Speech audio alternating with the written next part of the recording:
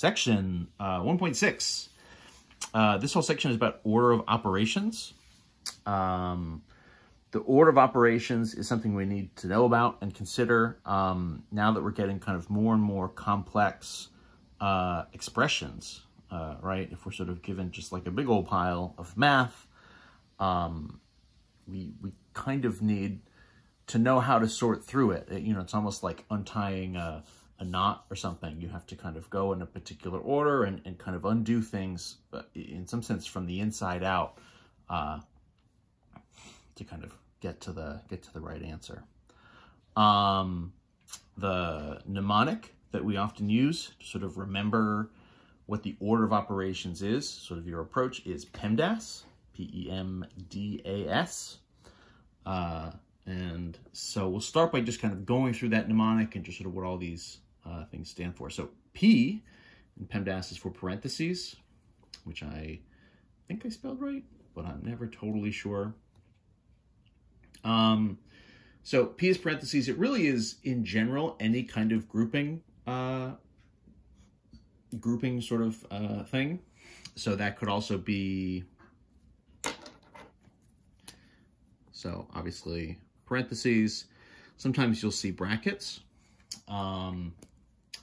A square root is a type of grouping, and so what that will mean is anything underneath a square root. If there's math underneath there, you need to kind of look and clean that up first before you do the root. What else? A fraction bar is a kind of grouping. We'll sort of dig into this a little bit when we do some of these examples. But if you have a fraction bar, it means division, but it means everything on the top is getting divided by everything on the bottom.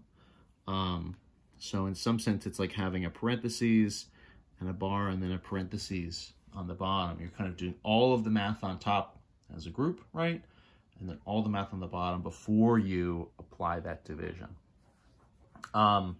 So P for parentheses, but really any kind of grouping things first. You know, to a certain extent, that's why we have those parentheses, right? Sort of is very much for this purpose to kind of tell us the order that we should kind of approach things.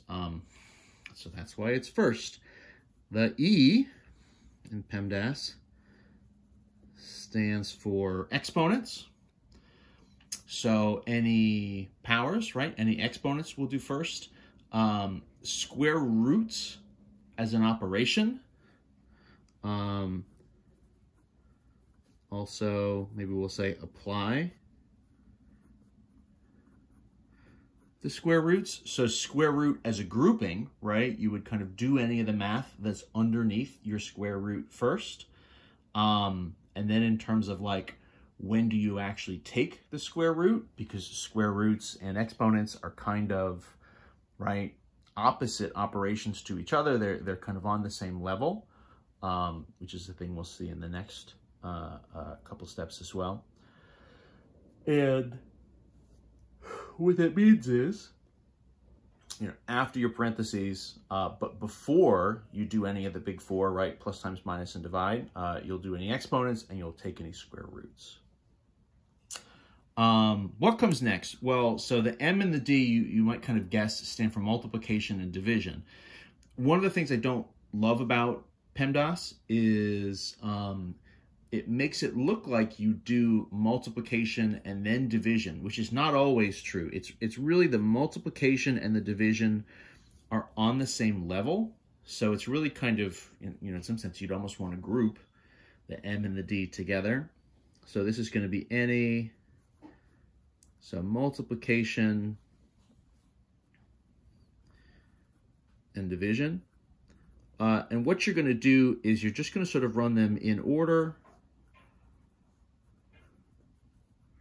from left to right, just like you were kind of, you know, reading a line of English. That's how you're going to do any multiplication or division. You know, sometimes there'll be parentheses that kind of set things off. But we'll talk about and do some examples where it can look a little bit ambiguous what you're going to do. And the temptation, I think, generally is to sort of do the multiplication first. But if there's no other grouping stuff, if you've got your parentheses out of the way and there's no exponents, you're just going to kind of read it from left to right and do the multiplication and division just sort of in a row. Same thing with addition and subtraction. So the A and the S would be add and subtract. Again, essentially the same thing. You know, we're just going to go in order from left to right. What this is going to look like, so now what we'll do is let's just run a ton of examples, right? This is one in particular where, you know, in theory, what's happening is we're sort of throwing a lot of different math at the wall, kind of on purpose, right? We're sort of putting up a lot of different arithmetic, and so to sort through it, there's a lot of variations. So I just want to do a bunch of examples, and we'll kind of talk through it. So we'll start small, and we'll get kind of more complex as we go. You know, your instructions here are just going to be evaluate, right? At this stage, we're just doing things sort of purely with numbers. The order of operations really comes in. You know, it can happen with the algebraic expressions, but here we really have sort of pure arithmetic expressions where it's all just a bunch of number crunching, and so it's a matter of sort of doing in order. So the first thing, 23 minus 3 times 5. So how do we start this? What we're going to do, right, look for any parentheses. There's no parentheses, there's no roots, there's no brackets, there's no fraction bars, so there's no grouping here. So we can kind of say, right, parentheses check, exponents check, there's no exponents. So the next thing is going to be multiplication, division. So that we have, right? So in theory, the two operations we have here are subtraction and multiplication. So what we're going to do here first is our multiplication. So you're going to look and you're going to do, okay, so this is 3 times 5. You know, in theory, it's sort of minus the quantity 3 times 5. We haven't really talked about, you know, multiplying with negatives or anything like that, but you're kind of just going to ignore that. All you're going to do is say 3 times 5, right? 3 times 5 is 15. And you're just going to carry down whatever the rest of the expression says, right? So the 23 minus this sort of quantity, right? 3 times 5 is 15. And so your next step is going to just be that. No division. So then we're on, right, sort of any addition, subtraction. That's our last stage here, right, is to do this subtraction. So that's kind of a step 2. And then this is just a pretty quick kind of mental subtraction, right? 23 minus 15. You can stack it. You know, the difference here is going to be 8, right? It would take 5 to get from 15 to 20, and then another 3. So my result here is going to be 8. And essentially, you know, you just number crunch, and you just do what's there until you run out of math, right? So we've essentially run out of math at this point, so we must be at our final answer. Right, so 23 minus 3 times 5. Let's do another one. Let's go 15 minus 12 divided by 4 times 3. So, you know, a similar kind of setup. Well, actually, you know, I'll tell you what. Let's make this addition instead. Let's do 15 plus 12 divided by 4 times 3. So same strategy to get started, right? Are there any parentheses? No. Exponents? No. So now we're doing kind of multiplication, division. And so, yes, to both, right? We have both multiplication and division here. And so what we're going to do is just run it from left to right. So what I'm going to do is I'm just going to do the first 2 numbers. So that's 12 divided by 4. So that would be 3. That's my step 1, right? So I'm going left to right. The temptation, I think a lot of people, especially because you're thinking PEMDAS and the M is right there, it's before the D. Again, there's a little bit of a drawback to this kind of mnemonic, but everybody uses it, so I don't really have anything better. So we're going 12 divided by 4 first, which is 3. And then times the 3, right, that comes down, and then we'll also bring down this sort of 15 plus.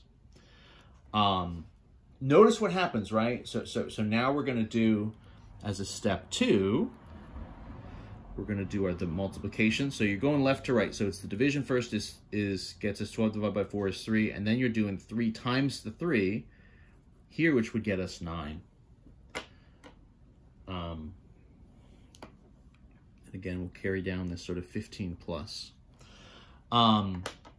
So notice that if we did 4 times 3 first, right? If instead of doing the division first and going left to right, we specifically did the multiplication first, you would do 4 times 3 is 12, and then you would do 12 divided by 12 is 1. You'd have just a totally different number here, and you would just get a different answer, and in particular, an incorrect answer. This kind of notation, this 12, division sign 4 times 3, let me finish this actually first, right? So 15 plus 9 would get us 24. So that's our final, right? You don't necessarily see this sort of division sign notation as much in this kind of a thing. An alternate way to write this that might make it a little bit more clear what we're doing, maybe would be to say, so 15 plus... So this is really, you could do I guess you don't need a parentheses, but if you do like a fraction bar, 12 divided by 4, and then a sort of a multiplied by 3 like that, I think what you'll see maybe a little bit more kind of out in the wild, you might see something a little bit more like that, that I think makes the order of operations here a little bit clear, right? It's really sort of maybe a little more clear with the fraction bar that the 12 divided by 4 is kind of its own thing, right? You kind of do that, and then the results from that, which would be 3, you're going to multiply. The division sign here, it's one of those things, kind of like the X for multiplying. As you get a little bit further along in your sort of math life, you don't see the division sign quite as much. I think you'll see the division bar, the sort of fraction bar style, maybe a little bit more often. What do we have? Let's do,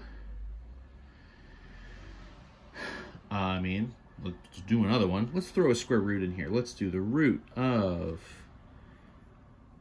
58 minus 9. And then outside of that, one thing to watch with roots is always pay attention to however much stuff this sort of radical is over. Right, so this is really like the 58 minus 9.